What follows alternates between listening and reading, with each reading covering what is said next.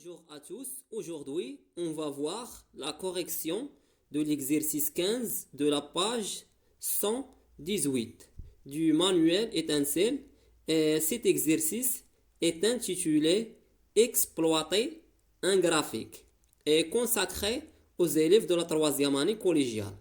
Alors on commence par une lecture attentive de l'exercice. Le graphique ci-dessous représente les variations du poids en fonction de la masse sur Terre et sur une autre planète. Ce graphique est formé d'un repère orthonormé tel que l'axe d'abscisse représente les valeurs de la masse en kilogrammes de 0 à 50 kg et l'axe d'ordonnée représente les valeurs du poids en newton de 0 à 400 newtons. Et sur le graphique, on a la représentation de deux courbes. La courbe 1 en bleu et la courbe 2 en rouge. Et chaque courbe représente les variations du poids en fonction de la masse sur Terre et sur une autre planète. Jusqu'à maintenant, on ne sait pas quelle est la courbe qui représente la variation du poids en fonction de la masse sur Terre et sur une autre planète. Question 1. Les deux courbes sont des droites passant par l'origine. Que faut-il en conclure? 2. Quelle est la courbe correspondante à la Terre? Justifie. 3. Sur l'autre planète, nous nous sentirons plus légers ou plus lourds. Justifie. La correction. Question 1. Les deux courbes sont des droites passant par l'origine. Que faut-il en conclure? Alors, chaque courbe représente la variation du poids en fonction de la masse. Elles ont la forme d'une droite qui passe par l'origine. Et l'équation de la droite s'écrit de la forme P est égal à K fois M, avec K le coefficient directeur de la droite. Et pour déterminer K, le coefficient directeur de la courbe, on choisit deux points de la droite, par exemple A de coordonnées M de A, P de A, et B de coordonnées M de B, P de B. Et K est égal à P de A moins P de B divisé par M de A moins M de B. Et on sait dans la physique que le coefficient directeur K de la droite représente l'intensité de pesanteur de la planète qui se note G. Et la relation devient ou s'écrit sous la forme P est égal à M fois G. Question 2. Quelle est la courbe correspondante à la Terre? Avec la justification.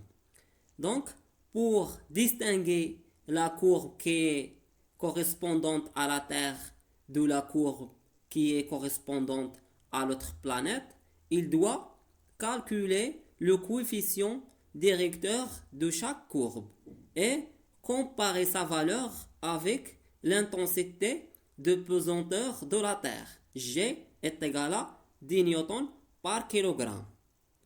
Donc, on va calculer le coefficient directeur K de chaque droite ou l'intensité de pesanteur de chaque planète. C'est la même chose.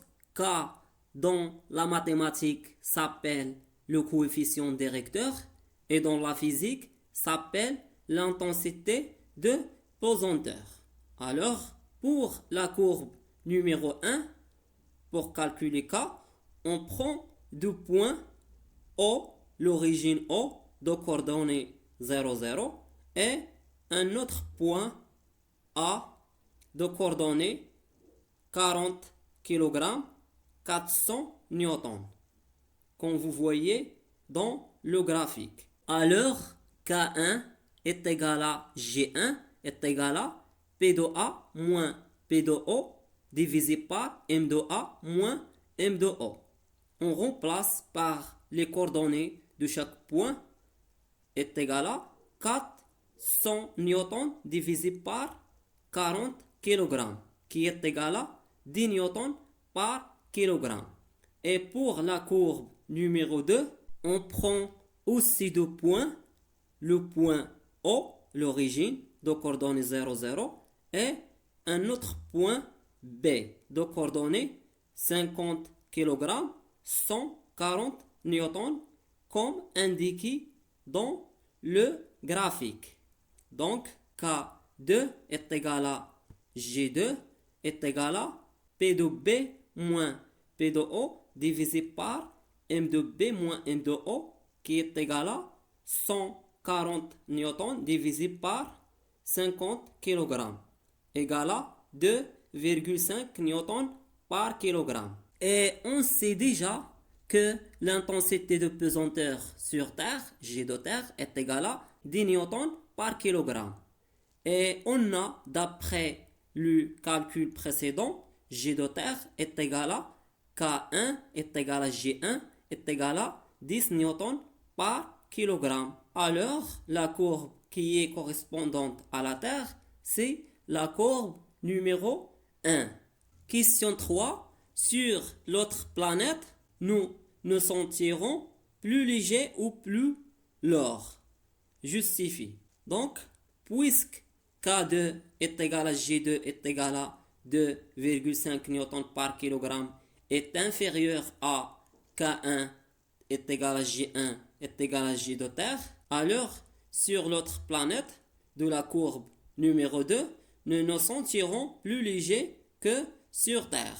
Car plus la valeur de l'intensité de pesanteur est plus petite, plus nous nous sentirons plus légers.